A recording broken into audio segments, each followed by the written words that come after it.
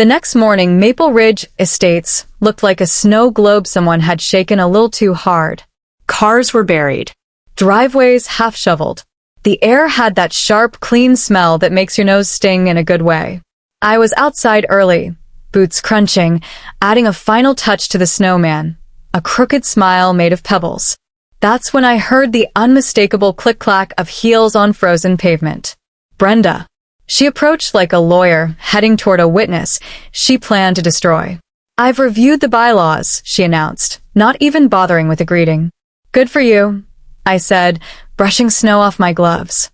"That thing," she pointed at the snowman like it had personally offended her ancestors, "is a safety hazard." I raised an eyebrow. "It's not moving. It obstructs visibility. It's 3 feet tall and 10 feet from the curb. It could distract drivers." "So could your haircut," I muttered. Her face went red. "I am issuing you a formal warning," she snapped, pulling out her phone and snapping pictures like paparazzi at a celebrity meltdown. "If this is not removed within 24 hours, the HOA will take corrective action." I paused. This was the moment. I took a breath and said, calmly, clearly, and loud enough for the universe to hear, "Brenda, I strongly advise you not to touch that snowman." She laughed. A short, dismissive sound.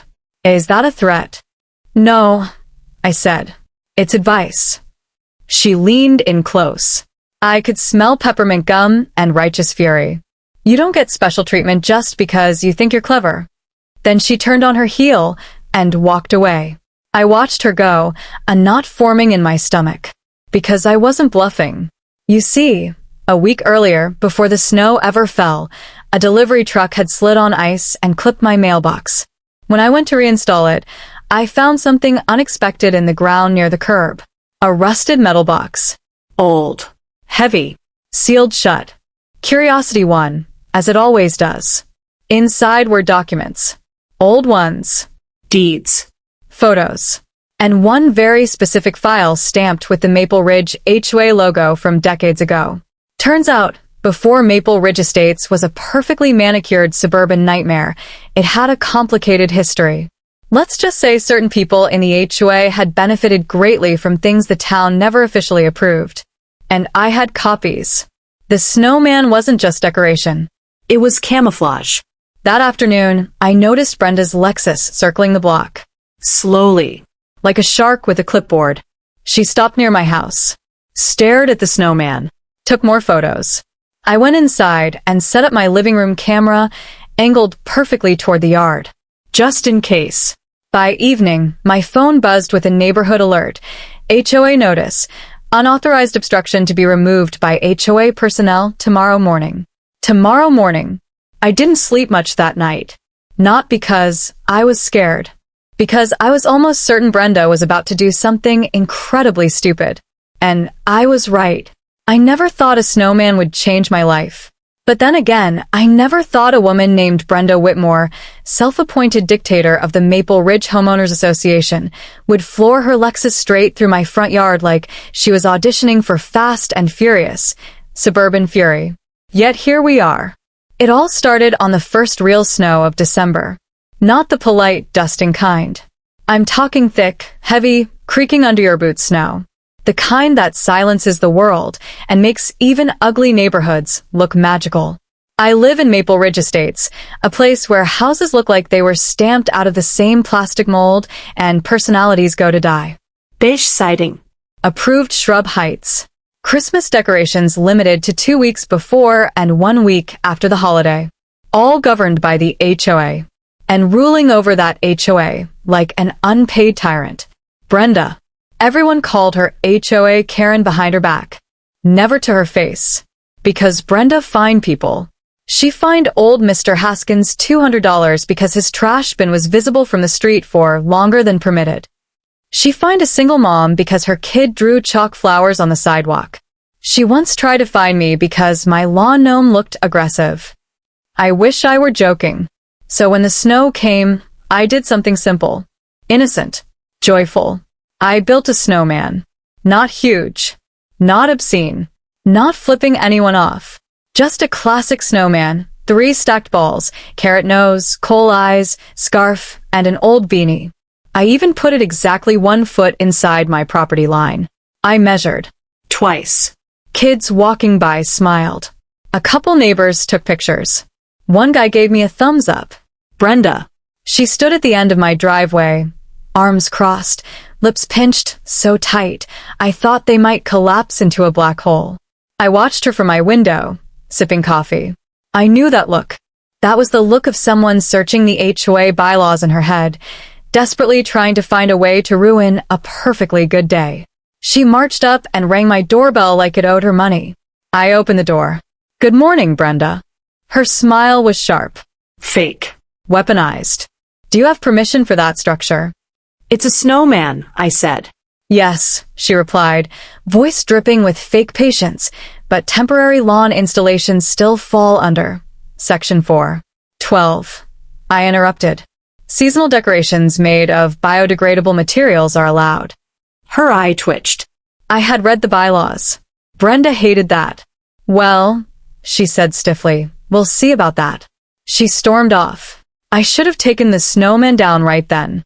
But I didn't. Because underneath that snowman was something Brenda absolutely did not want destroyed. And I knew exactly what would happen if she tried. That night, the snow kept falling. And so did Brenda's patience. The sound woke me up. An engine. Not the gentle rumble of someone warming up their car. This was a revving engine. Angry. Impatient. I rolled out of bed, heart already pounding, and peeked through the blinds. Brenda's Lexus SUV sat at the curb, headlights blazing like interrogation lamps. Snow crunched under her tires as she shifted gears. She wasn't holding a clipboard this time. She was gripping the steering wheel with both hands. "Oh no," I whispered. "She wouldn't." She did. Brenda backed up about 20 feet. Then she floored it. The Lexus surged forward, tires screaming on ice, plowing straight into my yard like a suburban missile. Wham! The snowman exploded in a cloud of white powder, carrot nose flying into the air, scarf whipping away like it was trying to escape responsibility. But the Lexus didn't stop. Instead of harmlessly crushing a pile of snow, the front end dropped. Hard. There was a metallic crunch, deep, ugly, and expensive sounding. The SUV lurched to a violent stop, tilted forward at an unnatural angle. Steam hissed from under the hood. Brenda sat frozen behind the wheel. For 3 seconds. Then she screamed. "What did you do to your yard?"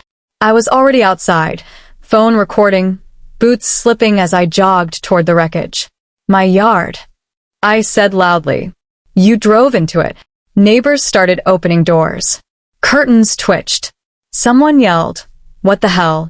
Brenda burst out of the SUV, heels sinking into the snow, face twisted in pure outrage. "There was supposed to be snow there," she shrieked.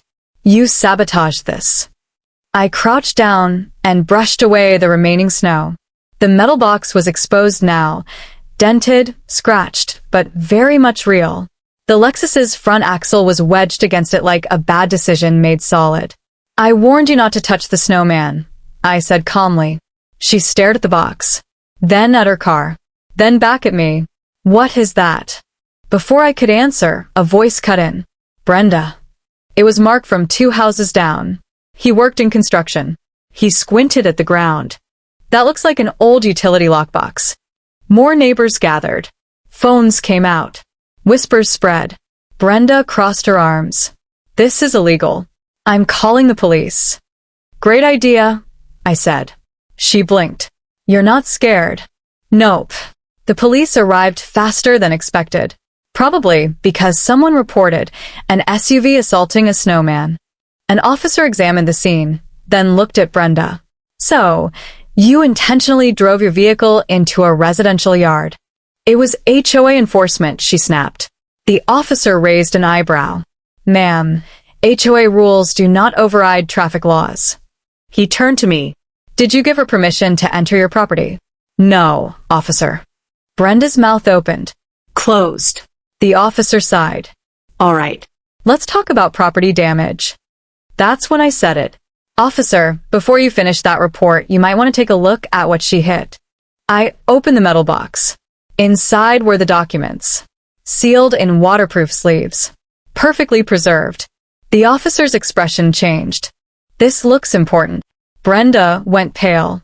No, she whispered. That's not, you can't, I smiled.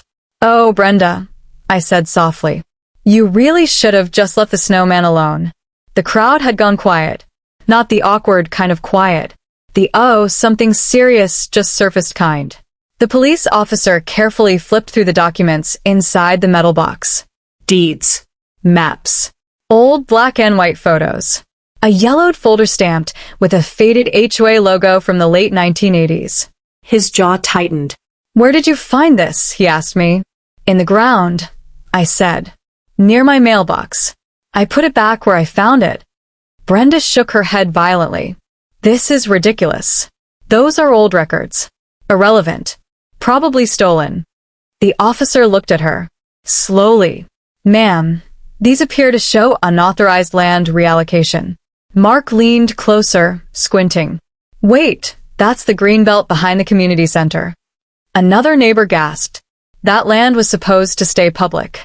The officer nodded. According to these documents, it was quietly reassigned to private owners. Without city approval. Brenda's face had gone from red to chalky white. That was decades ago, she snapped. Different people. Different board. The officer turned another page. Funny thing, he said. Some of the names on these signatures look familiar. He glanced up. Whitmore. The crowd murmured. Someone whispered. That's her last name. Brenda laughed, but it came out cracked. My father volunteered for the HOA. That doesn't mean anything. The officer closed the folder. It means we're calling this in. 2 squad cars turned into 4. Then a city inspector arrived. Then a man in a long coat, who didn't smile once. Brenda sat on the curb now, her Lexus still impaled on the metal box like a trophy of poor life choices. She pulled out her phone. Tried calling someone. Anyone. No one picked up. I stood there quietly, snow falling around us, feeling the strangest mix of adrenaline and relief. A woman from across the street leaned toward me and whispered, So, the snowman. Insurance, I said. The inspector approached me. You said you found this buried. Yes. And you didn't open it before today. I did, I admitted. But I didn't move it. He nodded. Good. Very good. Brenda suddenly stood up. You can't do this, she yelled. This neighborhood exists because of the HOA. The man in the long coat finally spoke. And it may no longer exist because of it. Silence. Snow landed on Brenda's perfectly styled hair. She didn't brush it off. That's when the officer turned to her again. Ma'am, we also need to discuss reckless driving, destruction of private property, and trespassing. Her voice dropped to a whisper. I was enforcing rules. The officer replied evenly. You were committing crimes. I didn't smile. But inside.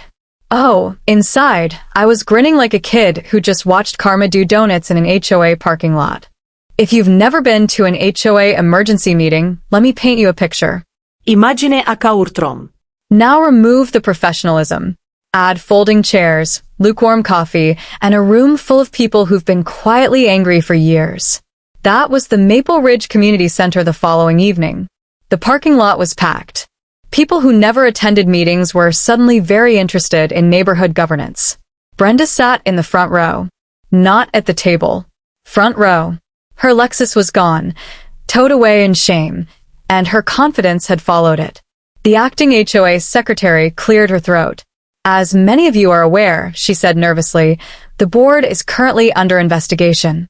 Tonight's meeting is to address community concerns. That's when Mrs. Alvarez stood up. You fined me for wind chimes, she said. But you stole public land. Applause. A man near the back shouted. You threatened liens over grass length. More applause. Mark stood next. You tried to bulldoze a playground. Brenda jumped up. This is a witch hunt. The room erupted. Sit down, Brenda. You drove into someone's yard. You fined my kid's lemonade stand. The acting secretary banged a gavel she clearly didn't know how to use. Order. Order. Then the man in the long coat entered. Every conversation died instantly. He didn't raise his voice. He didn't need to. The city has frozen all HOA enforcement powers effective immediately. Gasps. Cheers. Someone laughed out loud. An audit is underway. Any improperly collected fines will be reviewed for reimbursement. That's when Brenda snapped. You can't suspend the HOA. The rules, he turned to her, were abused. Systematically. Brenda's shoulders slumped. For the first time since I'd known her, she looked small. The man continued. Additionally, due to recent events, we are accepting nominations for an interim community council. Someone yelled, not her. Laughter filled the room. The secretary hesitated, then looked at me. You, she said. You follow the bylaws. You documented everything. Would you be willing to help? I blinked. Me. The room nodded. Brenda stared at me like I'd personally buried her career under a snowman. I'll help, I said. That was the moment she knew. She didn't lose control because of the documents. She lost it because the neighborhood finally stopped being afraid. As the meeting ended, people thanked me, shook my hand, smiled like they'd just woken up from a long, miserable dream. Brenda slipped out the side door. No speeches. No power. No audience. Just the echo of rules she could no longer enforce.